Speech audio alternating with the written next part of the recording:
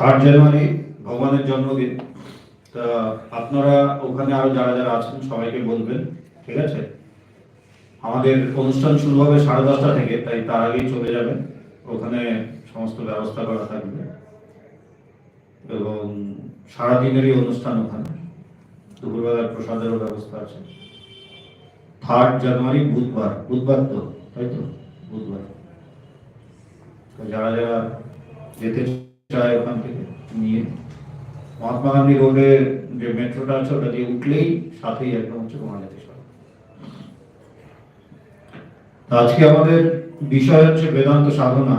তা এই বেদান্ত সাধনা হচ্ছে ভগবানকে তার গুরু মহারাজজি স্বামী পবিত্রানন্দজি যে চিঠিগুলো লিখেছিলেন তারই সংকলন, এবং এই চিঠিগুলো পড়ে এবং এর উপর সাধনা, এর উপর মনন করে, এগুলোকে নিয়ে মনন করে এবং সাধনা করে ধ্যান ধারণা করে ভগবান আধ্যাত্মিক জগতের যে চরম অবস্থা নির্বিকল্প সমাধি, সেই নির্বিকল্প সমাধি ভগবান লাভ করেছিলেন ইন দ্য ইয়ার 1984। এই 15 ডিসেম্বরে, যে 15 ডিসেম্বর গেল, সেদিন মায়ের জন্মতিথি ছিল, সারদা মায়ের। এবার মায়ের জন্মতিথি আবার 3 জানুয়ারিতে করেছে।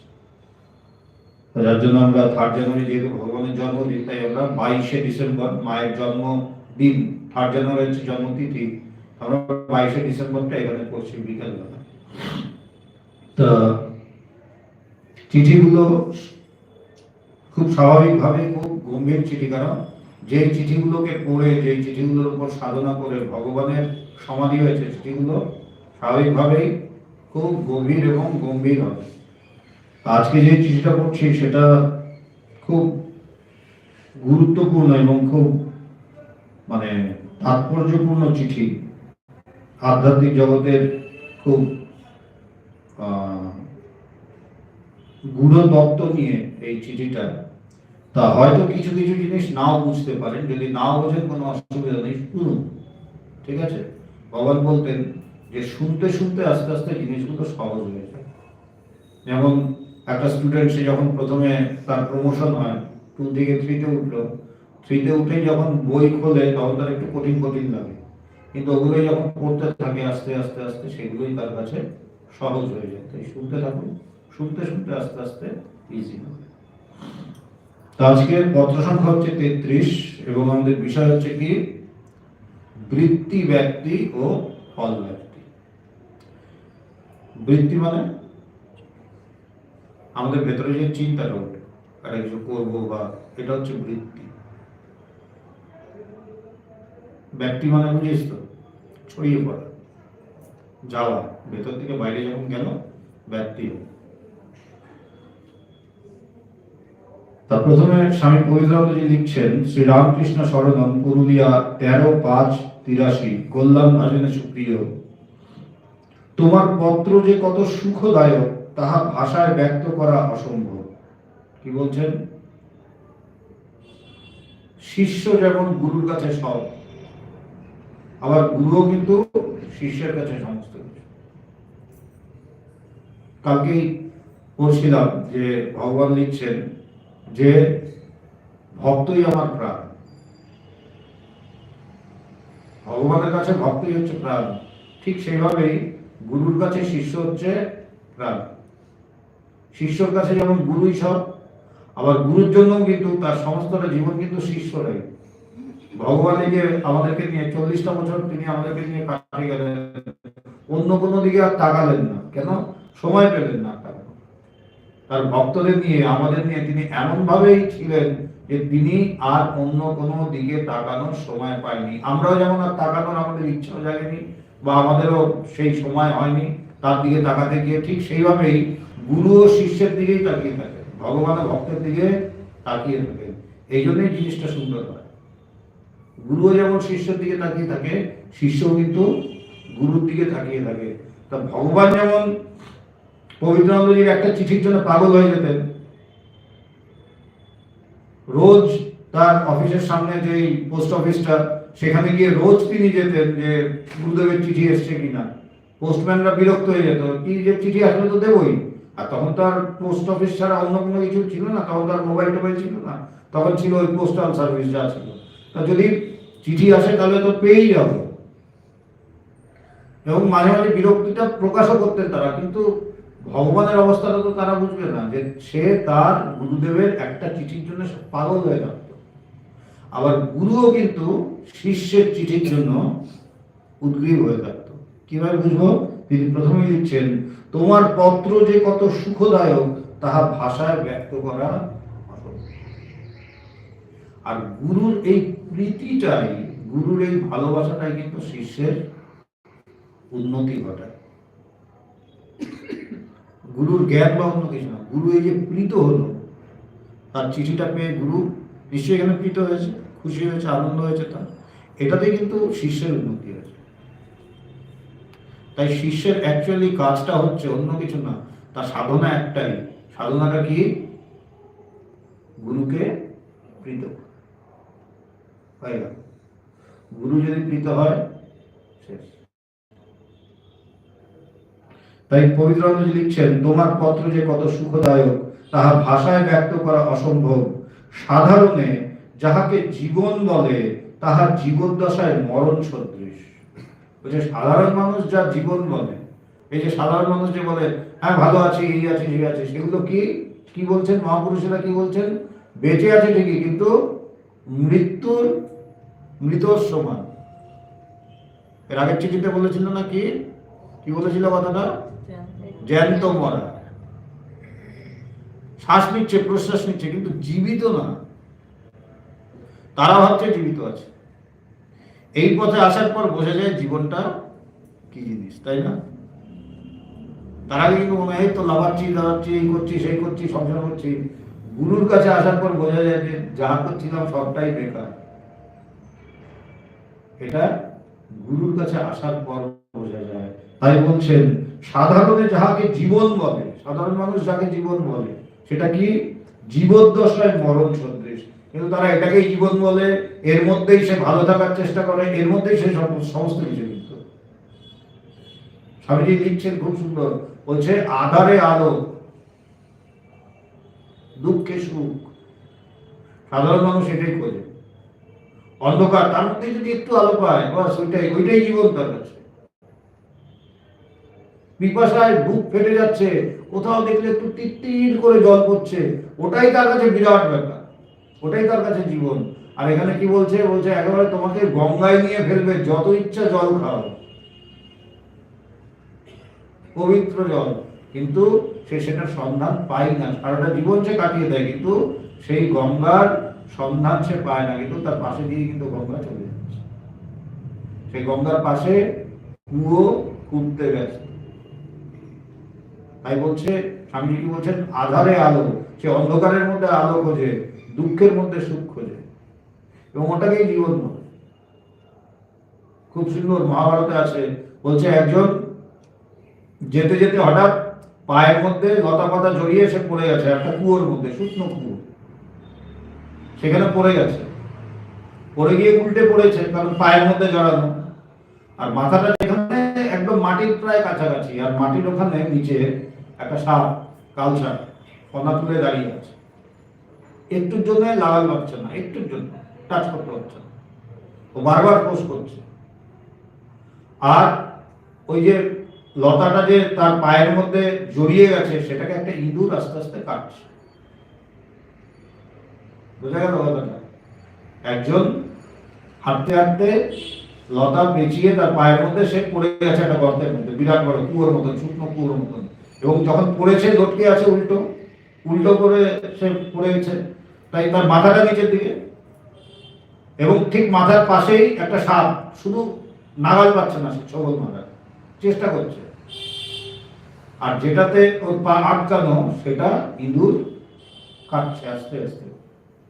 আর যে গাছটা ঠিক উপরে একটা গাছ আছে, ওই গাছের ঠিক মাথার উপরে একটা মৌমাছির চাক ছিল, সেখান থেকে এক ফোঁটা করে মধু একটু পর পর, বেশ কিছুক্ষণ পর পর এক ফোঁটা করে মধু করছে।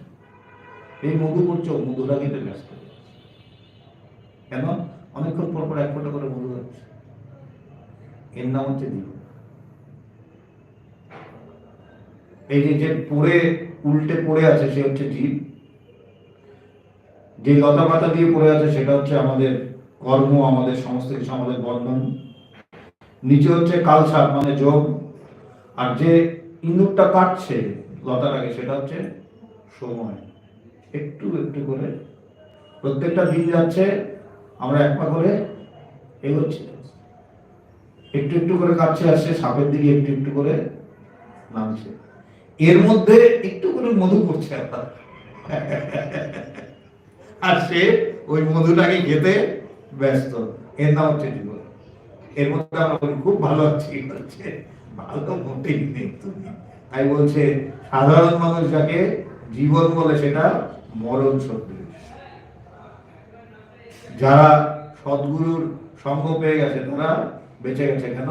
সদ্গুরু তাকে টেনে তুলে দেবে, প্রচুর দেয় সাপ বিষাক্ত, তারা একশো বলেই শেষ হয়ে যাবে। তাই বলছে সাধারণে যাহাকে জীবন বলে তাহার জীবদ্দশায় মরণ সদৃশ। এই জীবন হইতে বুদ্ধিত হইয়া যখন প্রকৃত জীবন লাভ মানুষ করে, তখন পাশ্চাত্য দার্শনিকের ভাষায় এলান ভাইটাল এবং প্রাচ্য দর্শনের ভাষায় পারমার্থিক জাগরণ সত্তা হইয়া দাঁড়ায়। বলছে এই জীবন থেকে মানুষের যখন উত্থান হয়, তার মানে এই জীবনটা সত্য না, কারণ এর থেকে যখন উত্থান হচ্ছে মানে আরো উন্নততর আমি জায়গায় পৌঁছাচ্ছি, তা যখন এর চেয়ে উন্নততর বা এর চেয়েও বড় একটা সত্যে আমি পৌঁছাচ্ছি, তার মানে এটা পুরো সত্য না, এটা একটা নিম্নতর সত্য। It is a lower truth. তাই আমাদের মহাপুরুষরা বলছেন যে এই যে জগৎ তুমি দেখছো, এই জগৎ দেখে মুগ্ধ হয়ে যেও না, কারণ এটা সত্য না। স্বপ্নের মধ্যে তোমার বাড়ি যতই বড় হোক, সেই বাড়ির পিলার যদি সোনা দিয়ে মোড়ানো থাকে, ওতে লাভ নেই। কেন? যেই ঘুম ভাঙবে তোমার প্রাণের বাড়ি এক মুহূর্তেই শেষ। তাই বলছে উত্থান মানে ওঠো। আমাদের ঋষিমুনিরা বলছেন উত্তিষ্ঠতে জাগ্রত, ওঠো জাগ্রত। কেন? তুমি ঘুমের মধ্যে স্বপ্ন দেখছো, এটা সত্য নয়। কিন্তু সত্য তো, আমি দেখছি, আমি শুনছি, আমি সব করছি, এটা সত্য না। বলছে না, এটা সত্য। কিভাবে বুঝবি? বলছে যেমন ঘুম থেকে ঘুম ভাঙলে যদি কেউ ঘুম ভাঙিয়ে দেয়, তখন যখন যেমন বুঝি যে এটা স্বপ্ন ছিল, সত্য না, কিন্তু স্বপ্নের মধ্যে কিন্তু ওটা স্বপ্ন মনে হয় কি সত্যই মনে হয়। ঠিক সেইভাবে যতক্ষণ এই স্বপ্নটা দেখছি ততক্ষণ এটাকে ভীষণভাবে সত্য বলে মনে হয়, কিন্তু যার ঘুম ভেঙেছে আমার আগে, সে কিন্তু জানে যে তুই এখনো ঘুমিয়ে আছিস। তাই বলছে যে এই জীবন হইতে বুদ্ধিত হইয়া, মানে এই জীবনটাও সম্পূর্ণ না বা পুরোটা সত্য না। কেন? এর থেকেও একটা উত্থান আছে, এর থেকেও একটা উপরে যাওয়ার ব্যাপার আছে, এর চেয়েও আরো বেটার একটা জায়গা আছে যেটা সত্য। তখন ওই জায়গায় যখন মানুষ পৌঁছায়, সেই জায়গাতে যখন মানুষ পৌঁছায় এবং কি বলছে বুদ্ধিত হইয়া যখন প্রকৃত জীবন, আসো বলছে বুদ্ধিত হইয়া যখন প্রকৃত জীবন লাভ করে। ভালো মতন বুঝতে হবে কি বললো, যখন সে এই আপাত দৃষ্টিতে যেটা আমাদের কাছে সত্য বলে মনে হচ্ছে, সেই জীবন থেকে যখন তার উত্থান হয়, যখন সে উঠলো, উঠে যখন সে প্রকৃত জীবন লাভ করলো, তার মানে যে জীবনটা সাধারণ মানুষ যাপন করে সেটা প্রকৃত জীবন না। তাই অ্যাকচুয়ালি মানুষ জীবন বলতে কি বোঝায় জানেই না, সে বেঁচে থাকে। অনেকটা কেমন জানিস তো, কোনদিনও দেখেছিস ধর ইটের নিচে ঘাস থাকে, যে ঘাসের উপর ইট রেখে দিলি, 2-3 মাস পরে ইটটাকে উঠালি, কি হয়? ঘাসটা বেঁচে আছে কিন্তু মরেনি, কিন্তু ফ্যাকাশে ফ্যাকাশে সবুজ থাকে না, হলুদ হয়ে যায়, তাই না?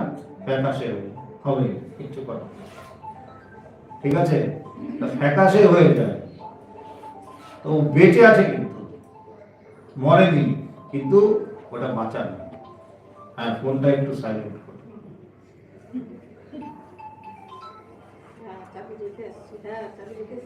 ফোনটা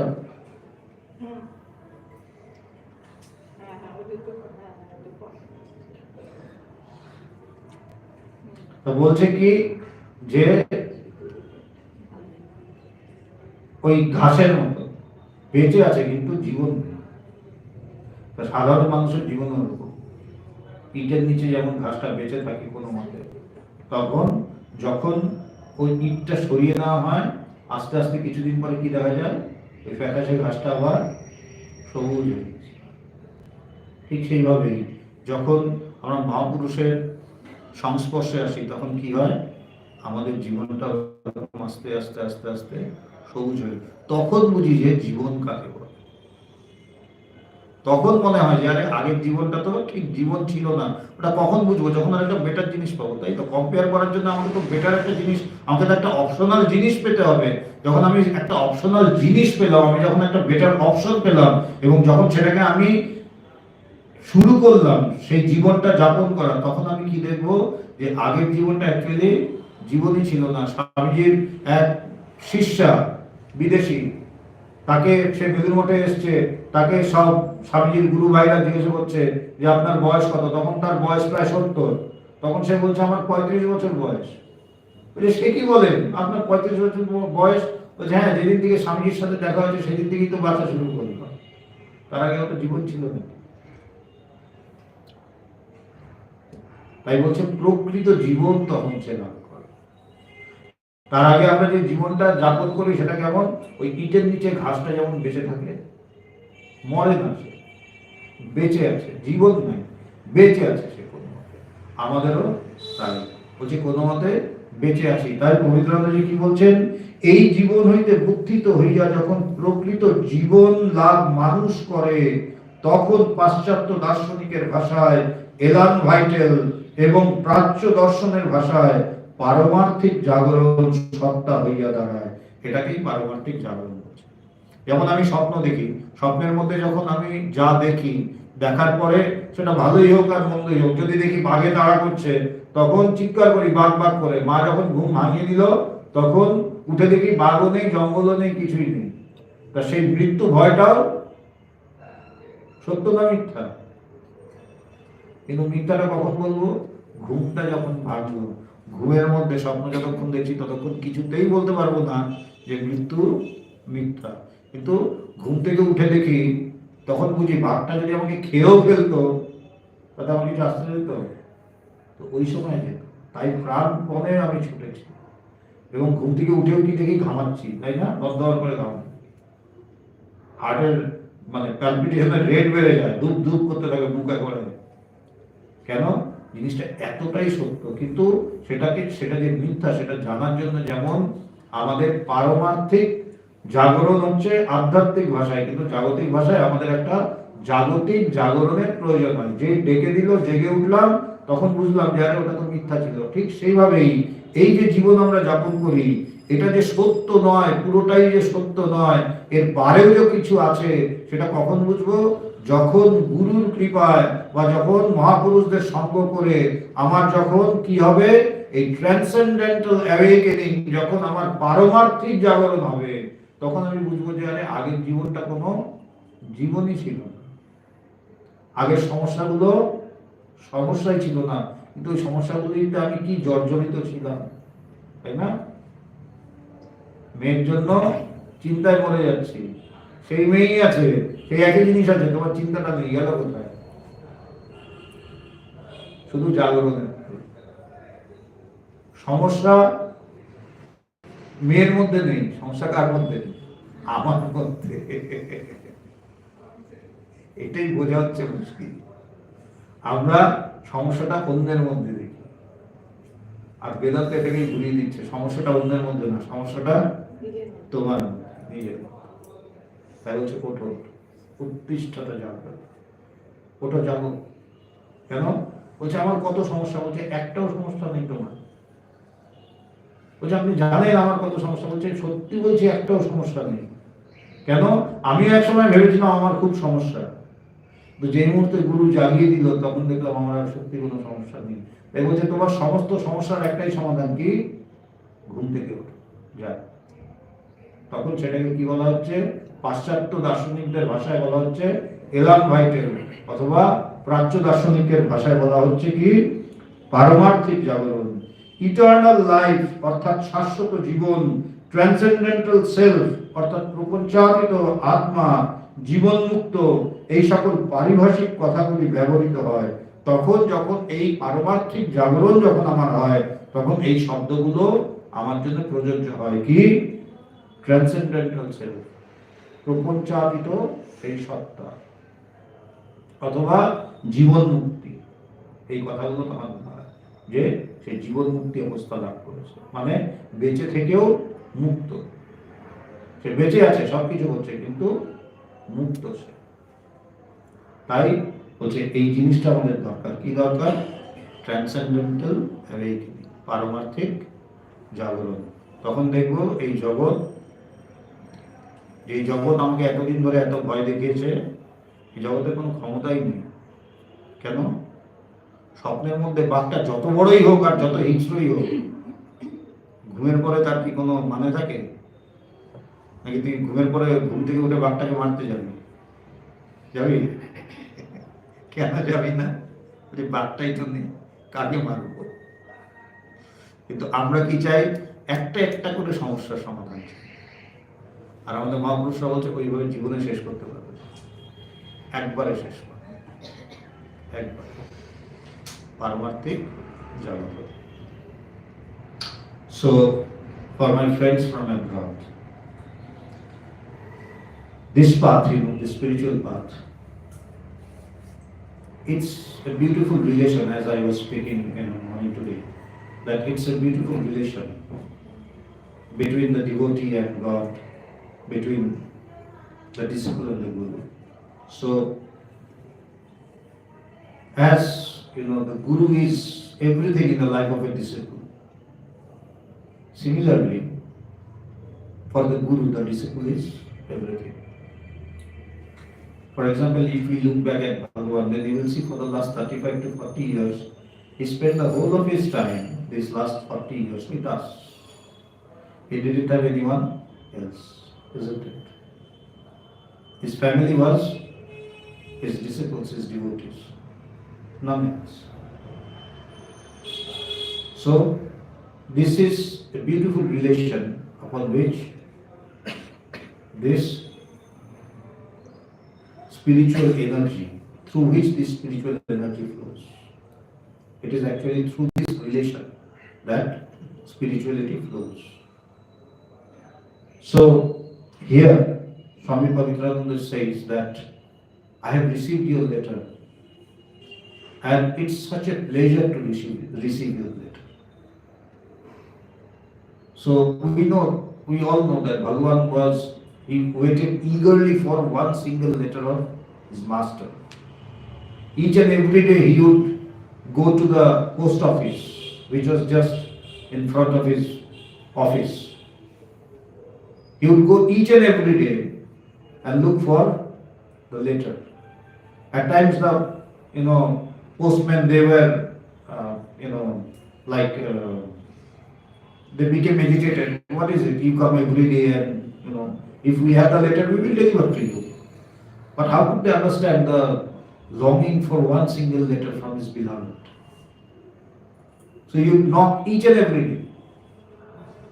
So this we know, that Bhagavan used to go to the post office each and every day to get a letter, to receive a letter from his master. In the same way, the master is also very eager to receive one letter.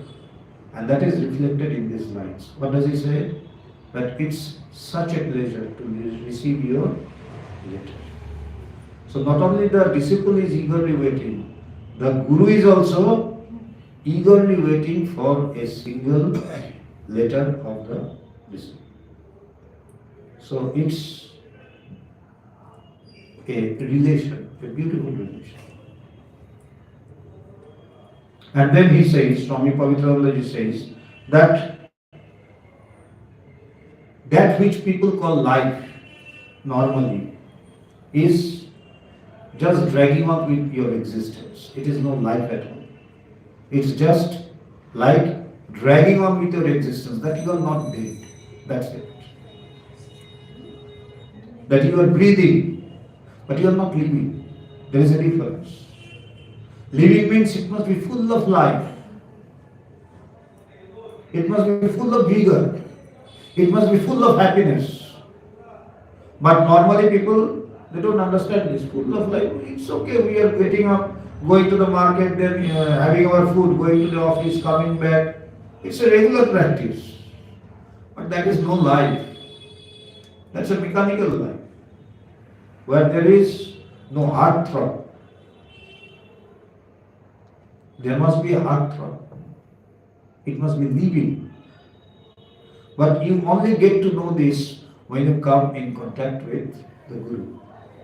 What really life is.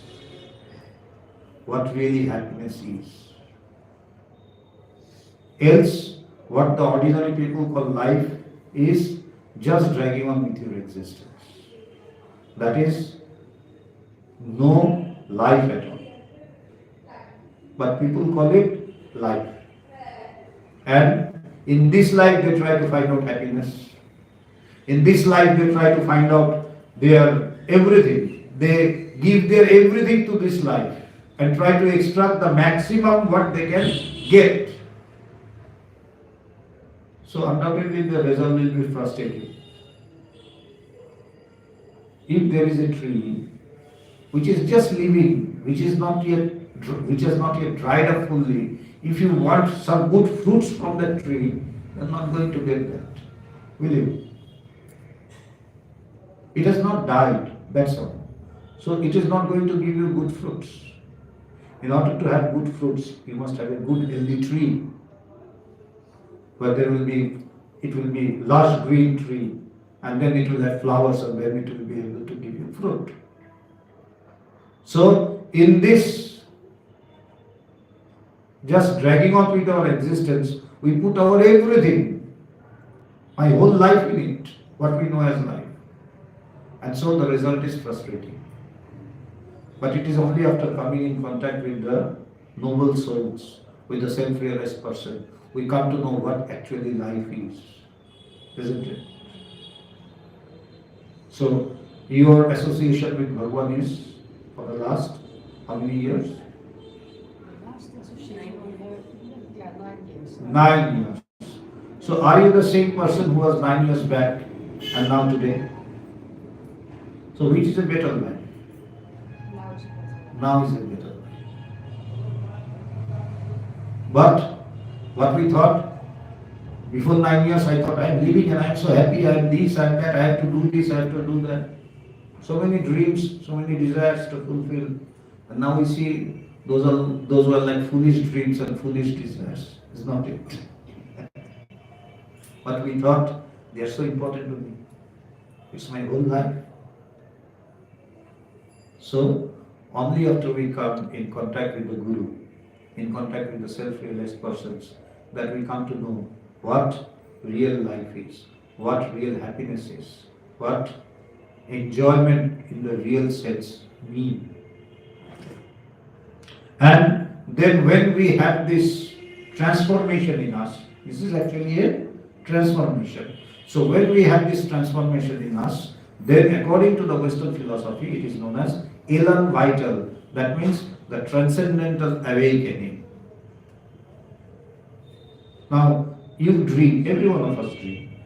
Now, when we dream of so many things, good, bad, so many things, like a tiger chasing you, or you are in the desert searching for water and there is no water, and you are running here and there and you are getting more and more thirstier. Or maybe you are in a palace enjoying good food and good, dress and everything. But whatever it is not going to stay long. Why? Because it is not true, it is in a dream. It is a dream and it is going to break. So similarly, whatever we are doing here, good or bad, it is not going to stay. Because this is no life at all. It is going to break. And how do we know that? When we wake up, if someone, maybe someday I see a tiger chasing me and in my dream I shout, "Tiger, tiger, please give me a gun." Now, if my mother is just beside me awake, what will she do? She will give me a gun? That would be catastrophic. So what does he do? What does she do? She will wake me up. And the moment I wake up, all my problems are solved in just one fraction of a second. The moment I wake up.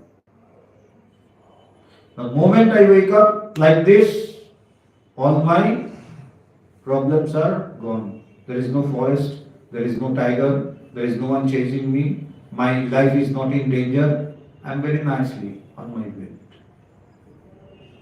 And there is a sigh of relief. See, it was a dream. When there is a nightmare like this, and when we wake up, the relief that we get. Similarly, with all the problems that we face in our day-to-day life, which seems to us to be so true, so horrifying, so troublesome, unlike the nightmares, it's not true. But for that, to understand that, to comprehend that, what do you need to know? You need to understand, you need to realize, or you need to have this transcendental awakening. And for that, you need to have a guru who will wake you up that, hello, this is a dream and you are dreaming. You are dreaming. All that you are saying and doing is, in the dream, it is not at all true. And with the strike of a single moment, you know the truth and all your problems are gone forever. Or do you go in search of the tiger, that where did it go after waking up? Do you? You laugh at yourself. How?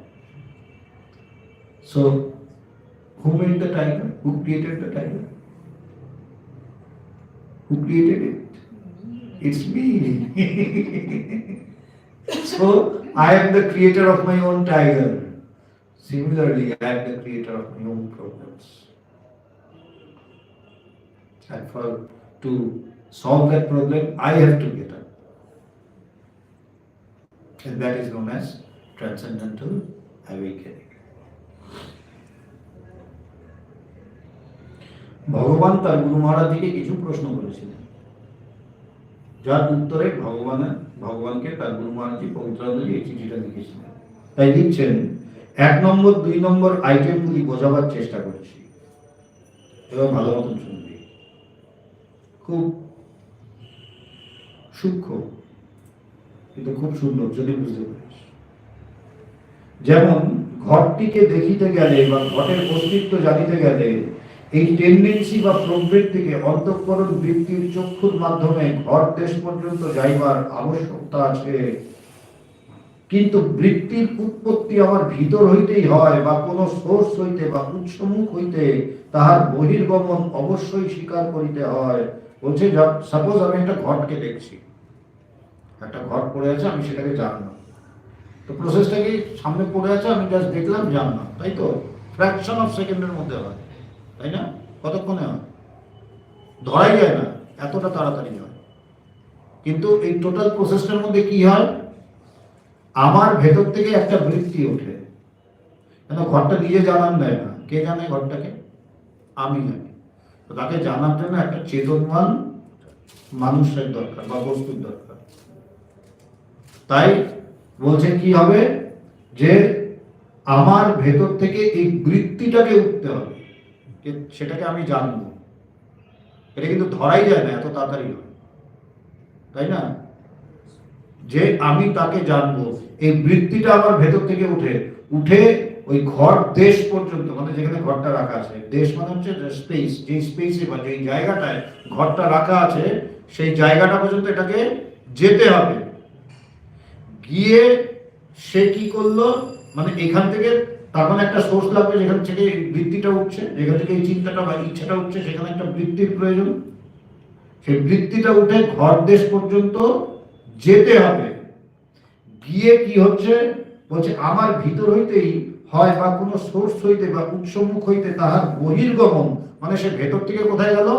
বাইরে গেল, যেহেতু সেটা বাইরে রাখা। তাই আমার ভেতর থেকে সেই ইচ্ছাটা বা চিন্তাটা উঠতে হবে, উঠে সেটাকে ওই বাইরে ঘর দেশ পর্যন্ত যেতে হবে। কিন্তু ঘটকে ঠিক যে মুহূর্তে জানিতে পারিব, তাহার অব্যবহিত পূর্ব মুহূর্ত পর্যন্ত ঘট আমার নিকট অজানা বা অবিদিত থাকে। কি বলছে, যতক্ষণ আমি তাকে না জানলাম, যেই মুহূর্তটা অবধি তাকে আমি জানছি না, ততক্ষণ পর্যন্ত ঘটটা আমার কাছে অজানা। আমি ঘটের সম্বন্ধে অজ্ঞ, ঠিক আছে? ঘটের সম্বন্ধে অজ্ঞ এখন বলছি, তখন তো ঘরটাকে জানি না, যে ঘটের সম্বন্ধে অজ্ঞ বলতে পারবো না, ঘরটাকেই তো জানি না আমি। ঘটের সম্বন্ধে অজ্ঞ কখন বলবো? ঘরটাকে জানার পর তখন ব্যাখ্যা করছি আমি ঘটের সম্বন্ধে অজ্ঞ ছিলাম। যদি ঘরটাকেই না জানি, তাহলে তো ঘটের সম্বন্ধে অজ্ঞ বলার কোনো প্রশ্নই থাকে না। তাই বলছে, কিন্তু ঘটকে ঠিক যে মুহূর্তে জানিতে পারিব, তাহার অব্যবহিত পূর্ব মুহূর্ত পর্যন্ত ঘট আমার নিকট অজানা বা অবিদিত থাকে। তাই না জানা কাল পর্যন্ত অন্তঃকরণ বৃত্তিতে অজ্ঞান বিদ্যমান থাকে। তাই যতক্ষণ তাকে না জানছি ঘটটাকে, ততক্ষণ আমার অন্তঃকরণ বৃত্তি, মানে যে বৃত্তিটা আমার ভেতরে আছে, সেখানে কি থাকে বলছে, ততক্ষণ ওই বৃত্তিতে অজ্ঞান বিদ্যমান থাকে। কার জন্য অজ্ঞান? ওই ঘটের প্রতি অজ্ঞানতা। এই ঘটের সম্বন্ধে আমি জানি না, ওটা কোথায় আছে? আমার মধ্যে থাকলো। আমি ঘরটা, বৃত্তিটা আমার ভেতর থেকে উঠে ঘট দেশ পর্যন্ত গেল, ওটার নলেজটা নিয়ে আবার ফিরে আসলো, আমার কাছে আসতে হবে, কিন্তু তাহলে আমি জানতে পারবো। যেমন এই আমি তোকে দেখছি, এটা কি জানিস আমি কোনদিনই তোকে দেখতে পাবো না, তুই আসলে যে তাকে কোনোদিনই দেখতে পাবো না। কেন? আমি কি দেখছি বলতো? তোর রিফ্লেকশনটা দেখি। তোর ছবিটা যেটা আমার ব্রেইনে এখন বসছে, আমি সেটাকে দেখি, তোকে দেখি না, জানিস তো?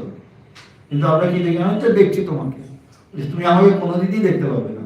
তুমি যা দেখছো এটা হচ্ছে রিফ্লেকশন। কেন দেখি না? অনেক সময় সিনেমা টিনেমায় দেখায় ব্রেনে চোট পেয়েছে, অন্ধ হয়ে গেল।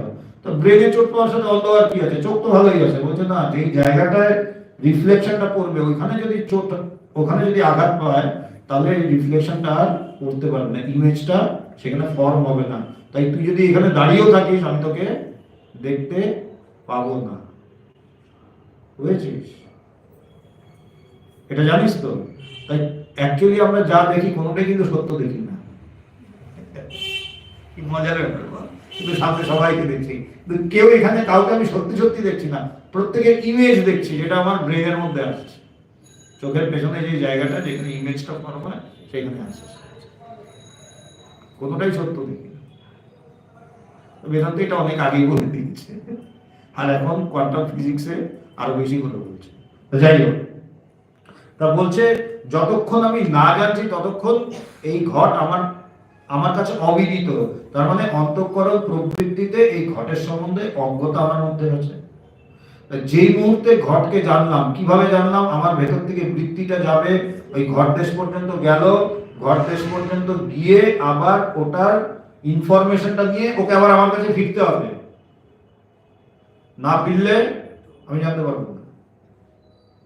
যেমন আমি যদি খুব গভীরভাবে অন্য কিছু চিন্তা করি, আমার সামনে যদি ওই বস্তুটা থাকে, আমি ওর দিকে তাকিয়েও ওর জ্ঞান আমার হবে না। কেন? যার মাধ্যমে জানবো, মন, সেই মনটা ওর সাথে যুক্ত হতে পারে। মন যতক্ষণ যুক্ত না হবে, মন হচ্ছে মাধ্যম, যার মাধ্যম দিয়ে এই চৈতন্য বা এই জ্ঞানটা প্রবাহিত হয়, যায় আসে। সেই মনটা যদি তার সাথে যুক্ত না হয়, আমার সামনে পড়ে থাকলেও আমি দেখবো না। তার জন্য ছোটবেলায় যখন পড়াশোনা করতাম, মন যদি খেলায় থাকতো, কোনো সময় একদম অক্ষর, ছাপানো অক্ষর, কিন্তু দেখছি ঠিকই, কিচ্ছু মাথায় ঢুকছে না, পড়ছিও চিৎকার করে, কিচ্ছু মাথায় ঢুকছে না। কেন? মন যুক্ত না ওর সাথে। তাই মা তখন পেছন দিয়ে এসে দুম করে মেরে বলতে, এই মন দিয়ে পড়। কেন? মনটাকে দে, মনটাকে লাগা। মনটা মানে কি? আমার ভিতর থেকে যে বৃত্তিটা উঠবে, সেটা এখানে যাবে, এখান থেকে এসে আবার ব্যাক করতে হবে আমার কাছে, তারপরে আমার জ্ঞানটা পরিপূর্ণ। তা যতক্ষণ আমি এটা জানছিলাম না, সাপোজ এই চিঠিটা, এটা যতক্ষণ আমি জানছিলাম না, ততক্ষণ আমার এই চিঠির সম্বন্ধে অজ্ঞতা ছিল। কোথায় ছিল অজ্ঞতাটা? চিঠিতে না, আমাতে। চিঠির মধ্যে কোনদিন অজ্ঞতা থাকতে পারবে না, আমার মধ্যে অজ্ঞতাটা। এবার আমার ভেতর থেকে বৃত্তিটা গেল, চিঠিটা, আমি চিঠিটা পড়লাম, চিঠিটা পড়ে আমি বোঝার চেষ্টা করলাম, বুঝলাম। কে বুঝলো? আমি বুঝলাম। এর আগে কে বুঝেছিল না? আমি অজ্ঞ ছিলাম, আবার আমি বিজ্ঞ হলাম। আমার মধ্যে অজ্ঞানতা ছিল, আমার মধ্যে অজ্ঞানতাটা সরে আমি জ্ঞানী হলাম।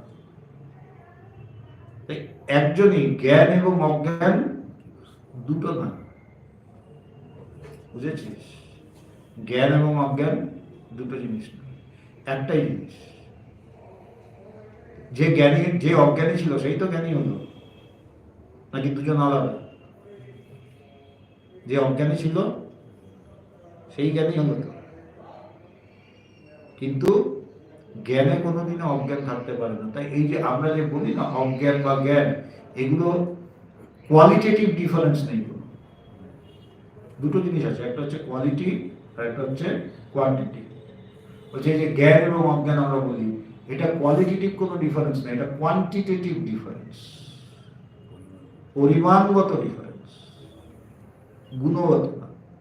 যেমন অন্ধকার এবং আলো, আমরা কিভাবে দুটো সম্পূর্ণ বিপরীত, তাই না? ছোটবেলার থেকে পড়ে এসেছি, আলোর বিপরীত শব্দ কি? অন্ধকার। কিন্তু সত্য কিন্তু তাই না, সত্য কিন্তু সেটা না। এখন যদি হঠাৎ অন্ধকার হয়ে যায়, বিড়াল একটা যদি থাকে, ও ঠিক সুন্দরভাবে বেরিয়ে যাবে, ওর কাছে ওটা অন্ধকার না। আমার কাছে অন্ধকার, ওর কাছে কিন্তু অন্ধকার না, ওর কাছে ওটা। কেন? অন্ধকার মানে কম আলো। তার মানে ডিফারেন্সটা কিসে? গুণগত, পরিমাণ। তাই জ্ঞান এবং অজ্ঞান দুটো আলাদা জিনিস না,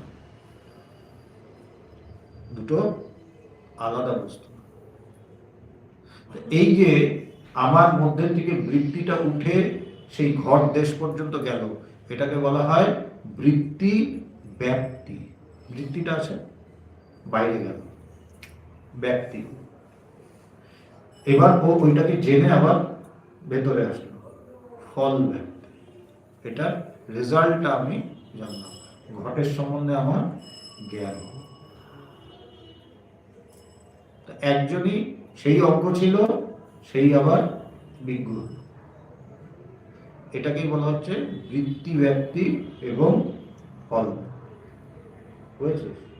বৃত্তি ব্যাপ্তি মানে আমার ভেতর থেকে বৃত্তিটা যখন সেই বস্তু যাকে আমি জানবো, যেটা আমার জ্ঞেয় বস্তু, সেই দেশ অব্দি যখন গেল, সেটা হচ্ছে বৃত্তি ব্যাপ্তি। আমার ভেতর থেকে ওটা উঠে ওই দেশ অব্দি গেল। আবার যখন ওটা জ্ঞান নিয়ে আমি যখন জ্ঞানী হলাম, ওটাকে জানার পরে, ওটা হচ্ছে ওটার ফল। তাই বৃত্তি ব্যাপ্তি এবং জ্ঞান ব্যাপ্তিটা চেতনমানের জন্যই হতে পারে, তাই না? কেন? চৈতন্য ছাড়া এটার কোনো প্রশ্নই নেই। তাই বলছে, কিন্তু ঘটকে ঠিক যে মুহূর্তে জানিতে পারিব, তাহার অব্যবহিত পূর্ব মুহূর্ত পর্যন্ত ঘট আমার নিকট অজানা বা অবিদিত থাকে। তাই না জানা কাল পর্যন্ত অন্তঃকরণ বৃত্তিতে অজ্ঞান বিদ্যমান থাকে। অন্তঃকরণ বৃত্তির মধ্যে অজ্ঞান বিদ্যমান আছে, যতক্ষণ না তাকে জানলাম। যে মুহূর্তে জানিলাম, অন্তঃকরণ বৃত্তি কি হলো? অজ্ঞান মুক্ত হলো। ওটাকেই জ্ঞান। অ্যাকচুয়ালি জ্ঞান হয় না, কি হয়? অজ্ঞান মুক্ত। যেমন বৃষ্টির দিনে বা এই যে শীতের দিন, মাঝে মাঝে কি দেখবো? সূর্যই উঠেনি, সারাদিন সূর্য ওঠে না, তাই না? সত্যি কি তাই? সারাদিন সূর্য ওঠে না, সূর্য ঠিক ওঠে, মেঘের জন্য দেখতে পাই না। হঠাৎ বলেই দেখ সূর্য উঠেছে, সূর্য ওঠেনি, বলো মেঘ সরেছে। কিন্তু আমরা এগুলো বলি, এই সূর্য ওঠেনি, এই দেখ সূর্য উঠেছে। সূর্য যেখানে যখন তাকায় ও ঠিক থাকবে। তাই মেঘে ঢেকে থাকে, ঢেকে রাখে, আবার মেঘটা সরে যায়। এই অজ্ঞান ঢেকে রাখছে, অজ্ঞানটা সরে গেল।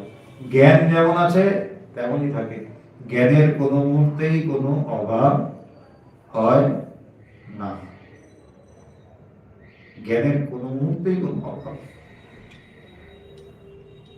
অজ্ঞান সেটাকে ঢেকে রাখে, আবার সরে যায়। তাই যখন গুরুর কাছে যাই, তখন মনে হয় জ্ঞান লাভ করব, জ্ঞান লাভ করব। জ্ঞান লাভ করতেই তো যাই গুরুর কাছে। জ্ঞান লাভ করার পর কি দেখি? জ্ঞান লাভ করিনি, কি হয়েছে? অজ্ঞান মুক্ত হয়েছে। কি হয়? অজ্ঞান মুক্ত। কেন? জ্ঞান আগের থেকেই আছে। কারণ যেটা তোমার নেই সেটা তোমাকে কোনো সময় দেওয়া যাবে না, কিছুতেই দেওয়া যাবে না। আর যেটা তোর আছে ওটা কিছুতেই নেওয়া যাবে না। তাই জ্ঞান সবসময় আছে, ও কিছুতেই নেওয়া যাবে না। আবরণ চলে আসতে পারে কিছুক্ষণের জন্য, নিতে পারবে, সরাতে পারবে। যেটা সত্যি সত্যি আমার, আর যেটা সত্যি সত্যি আমার না, ওটা কোনো দিনই তোমাকে দেওয়া যাবে না। কিছুক্ষণের জন্য আসতে পারে, থাকবে, চলে যাবে। এই অজ্ঞান কোনো সময় নেই, কিছু সময়ের জন্য থাকে, আবার সরে যাবে। জ্ঞান কোনো সময় তোমাকে ছেড়ে যাবে না। উপায় কেন, কেন যাবে না? আমি সেই জ্ঞান স্বরূপ। তাই স্বামীজি বলছেন তুমি কোনো সময় ব্রহ্মকে পেতে পারো না। আমরা বলছি না ব্রহ্ম লাভ করবো, কোনো সময় ব্রহ্ম জ্ঞান লাভ হবে না তোমার। কেন হবে না? আরে তুমি তো ব্রহ্মই, আবার লাভ করবে কি? তোর নাম কৌশিক, তুই আবার বলবি স্বামী আমি কৌশিক হব? বলবি? তুই কৌশিক আছিস, আবার হবি কি? যা হয়ে আছে সেগুলো ছাড়তে হবে, তাই না? আমরা অনেক কিছু হয়ে আছি, ওগুলো ছাড়লেই আমি যা তাই। তাই এই পথটাকে বলা হচ্ছে নেতি নেতি বিরামিতে, না না করতে করতে। এই যে আমরা গাইলাম কি, মনোবুদ্ধ অহংকার চিত্ত আদি না, মানে না আমি মন না, বুদ্ধি না, চিত্ত না, অহংকার না, এই করতে করতে সব যখন সরিয়ে দিলাম, সব সরানোর পর যা থাকলো, যাকে আর সরানো গেল না এবং মুখেও বলা গেল না, চুপ হয়ে যাওয়া গেল, সেটাই আমার স্বরূপ। তাই না জানা কাল পর্যন্ত অন্তঃকরণ বৃত্তিতে অজ্ঞান বিদ্যমান থাকে। যে মুহূর্তে জানিলাম অন্তঃকরণ বৃত্তি অজ্ঞান মুক্ত হইল, তাই বললো না জ্ঞানী হইল, কি বললো? অজ্ঞান মুক্ত হইল। অজ্ঞান মুক্ত যিনি হইলেন তিনি কি জ্ঞানী হইলেন না? একই তো। অজ্ঞান মুক্ত হওয়া যা, জ্ঞানী হওয়া একই জিনিস। যিনি অজ্ঞানী ছিলেন তিনি জ্ঞানী হইলেন, কিন্তু অন্তঃকরণ বৃত্তি তো একটি, অন্তঃকরণ বৃত্তি একটাই। তাই ওই বৃত্তিটাই আগে অজ্ঞানী ছিল, দুটো বৃত্তি না। যে অজ্ঞানী ছিল সেই জ্ঞানী হল, যে অজ্ঞানী ছিল সেই জ্ঞানী। তাই কর্তারূপী অন্তঃকরণ বৃত্তি জ্ঞান ও অজ্ঞান সমন্বিত একই কালে থাকিতে পারে না। যে একই সময় সেখানে জ্ঞান এবং অজ্ঞান কিছুতেই থাকতে পারবে না। কেন? একটাই জিনিস আছে, যে অজ্ঞানী থাকে সেই আবার জ্ঞানী হয়। তাই দুটো একসাথে একসাথে থাকতে পারবে। যেমন দড়ি আর সাপ তুই একসাথে দেখতে পাবি? অন্ধকারের মধ্যে যখন দড়িটা পড়ে আছে, আমরা চিৎকার করে উঠি সাপ, দড়িটাকে সাপ দেখি, সাপই দেখি। দড়িকে সাপ দেখলে কোনদিনও চিৎকার করবি না, আমরা সাপই দেখি। হয় সাপ দেখি, না হলে একসাথে দুটো কোনো সময় পারবি দেখতে? পারবি? দড়ি আর সাপ একসাথে দেখতে পারবি? হয় দড়ি দেখবি, না হলে সাপ দেখবি। কেন? যেটা দড়ি সেটাই সাপ হয়েছিল মনে হচ্ছিল, দুটো আলাদা জিনিস না। যেটা দড়ি সেটাই কিছুক্ষণের জন্য সাপ মনে হয়েছিল, তাই দুটোকে একসাথে দেখা যাবে না। ঠিক সেইভাবেই যে অজ্ঞানী সেই জ্ঞানী হল। এই দুটোকে একসাথে কোনো সময় জ্ঞান আর অজ্ঞান কিছুতেই দেখা যাবে থাকবে না। এই যার জন্য বলছে যিনি অজ্ঞানী ছিলেন তিনি জ্ঞানী, এবং এই জ্ঞান এবং অজ্ঞান একসাথে কোনো সময় থাকতে পারে না। So here Bhagavan asked a few questions to his master, to Pavitranandaji, and Pavitranandaji was going on clearing his doubts. So Pavitranandaji says that, like when we want to see something, or know something, so there is a process which goes on spontaneously and very fastly and in a very scientific way, but it's so fast that our brain cannot, or our mind cannot catch it as fragmented. It happens as a whole, and it happens very fast. Within the blink of an eye, the whole process is completed. It's so fast. Like, I'm reading this letter. So what happens is that a wish in me or a desire or a thought in me comes up that I will read letter number 33. So there must be first this desire or wish or this thought of reading the letter, isn't it? So I open the book and I look at it and I begin to read it, I complete it. So what happened? The first thing, the desire or the wish or the thought in me has to come up. It came up, and then through my eyes and then through my mind, it has to go to this page. It has to come here. And it has to read the lines, the letters, the words, the sentences. And then it has to go back. Because if it doesn't go back, I cannot understand it. Once it goes back, that thought of mine which came out from within me, unless and until it goes back in me, the circuit is not completed. You cannot have this, you cannot have the knowledge of this letter. Only if this circuit is completed, then I can know about this letter. Else it is not possible. Like I am seeing you. So you know that according to science I can never see you, the real you. What I see is you sitting there, which is an image formed in my brain. Isn't it? So I can really never see you. I am seeing the image.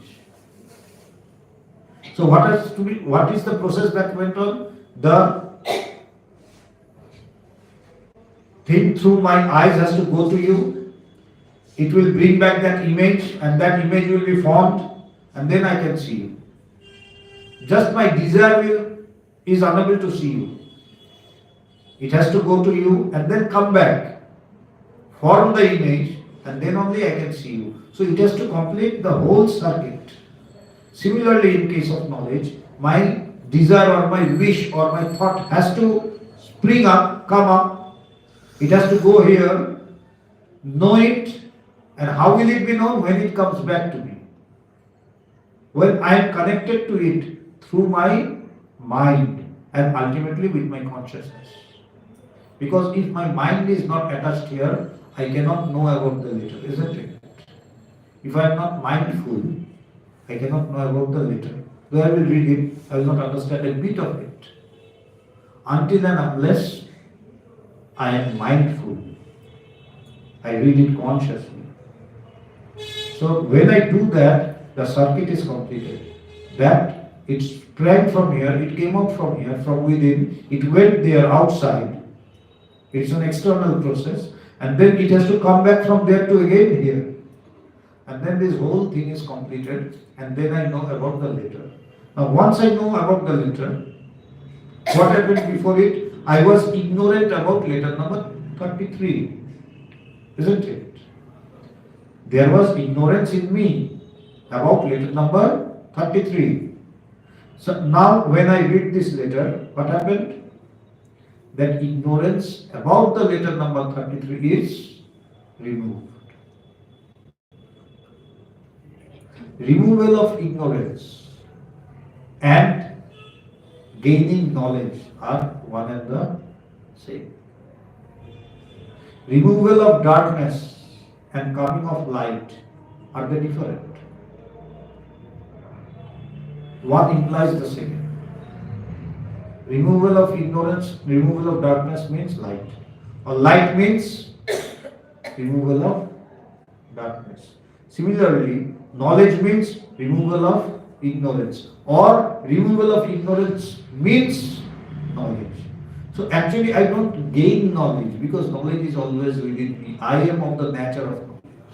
Sat Chit Ananda. I am of the nature of Sat Chit Ananda. I am of the nature of existence absolute, consciousness or knowledge absolute, and bliss absolute. So I cannot have knowledge. The ignorance about this is removed. That is what we call knowledge. If you can call it knowledge. Removal of ignorance. So now here there were two main processes. The first process, my desire or my thought springing from me, coming out from me, going to this place.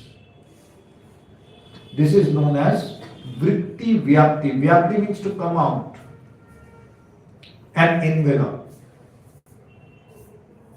So that is known as vritti vyapti. Vritti means the thought. The thought which came up in me and which went out externally and went to this place, that is known as vritti vyapti. The thought in me came out and went outside and it gave a form. That is known as vritti vyapti. But when will it be completed? When it comes back and I know about it. The ignorance is removed.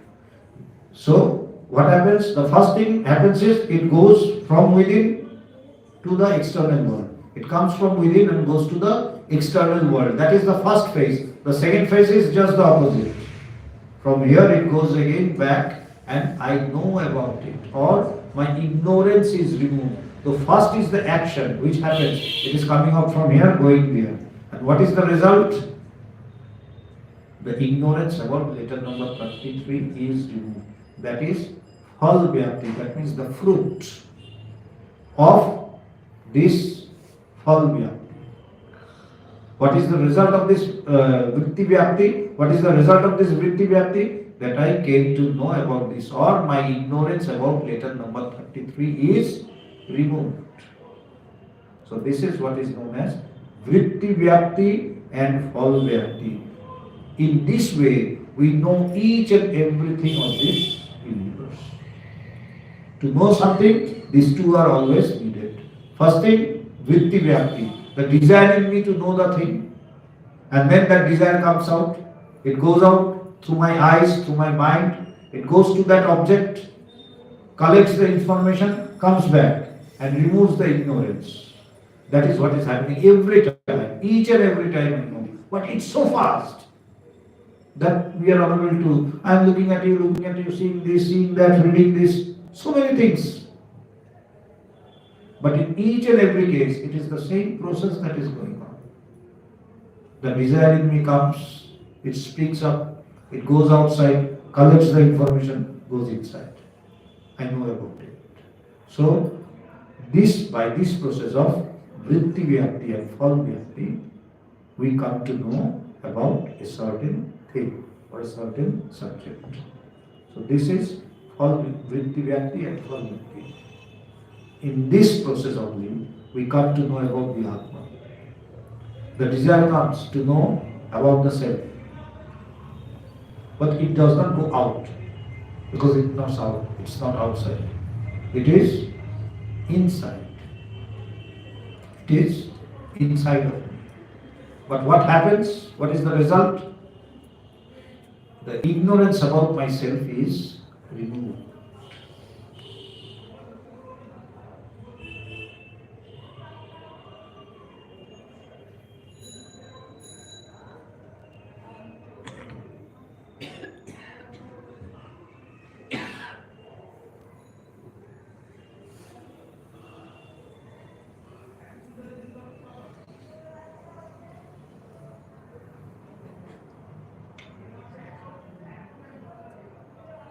Today I think we will end here because it's a big one. I will need another 2 days.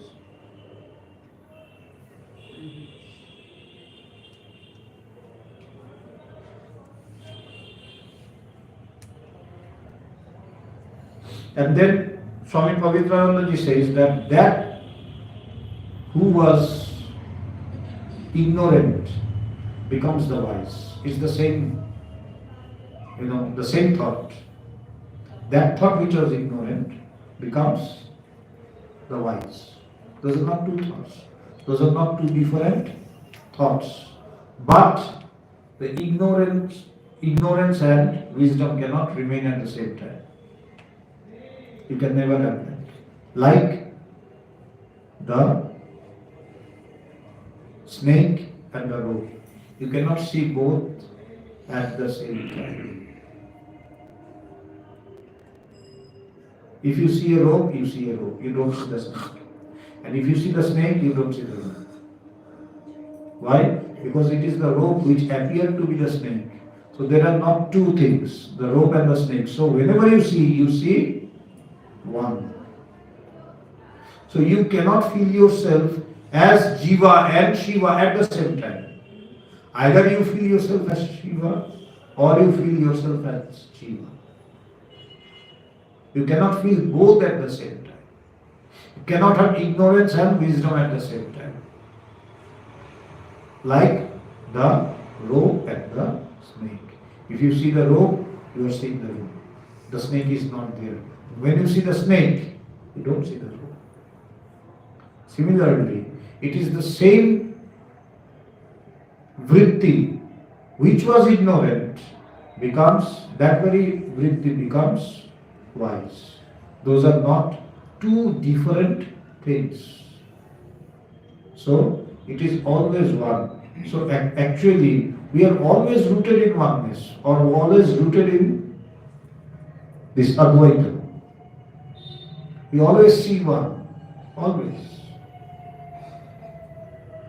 We cannot see two. We always see one, but we cannot understand it. We cannot comprehend it.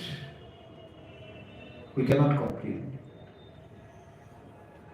So with this knowledge, when we know about this knowledge, then what happens? This ignorance of the self is removed. And that me which was ignorant, that very me becomes wise. They are not two different persons. It is the same one who was ignorant earlier that becomes wise. So, today we will end here, and as I said, we will do 2 more classes in order to finish this.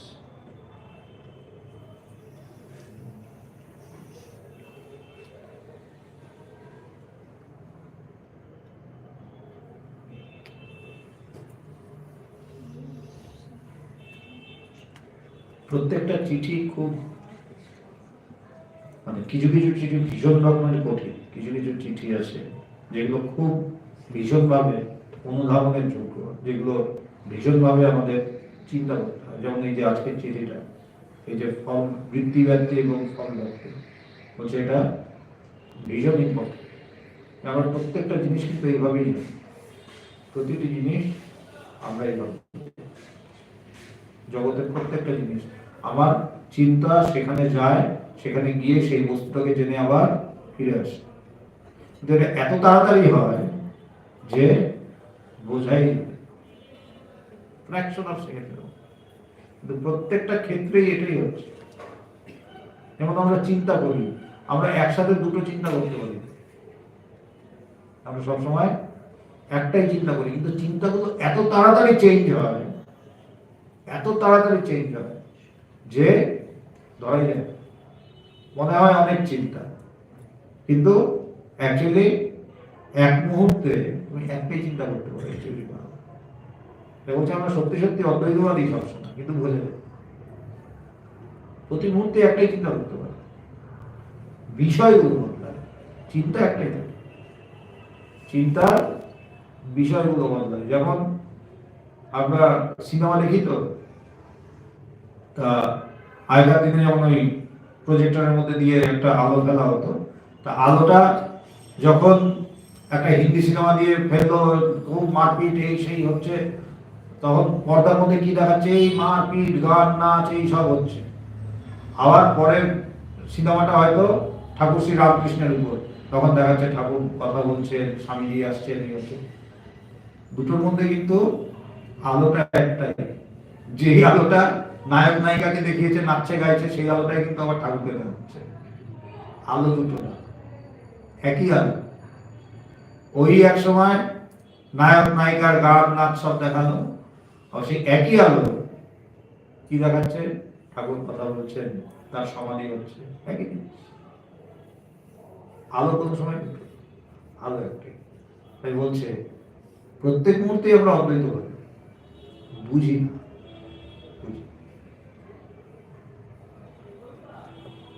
আমাদেরকে আমাদের মহাপুরুষরা ধরিয়ে দিচ্ছে।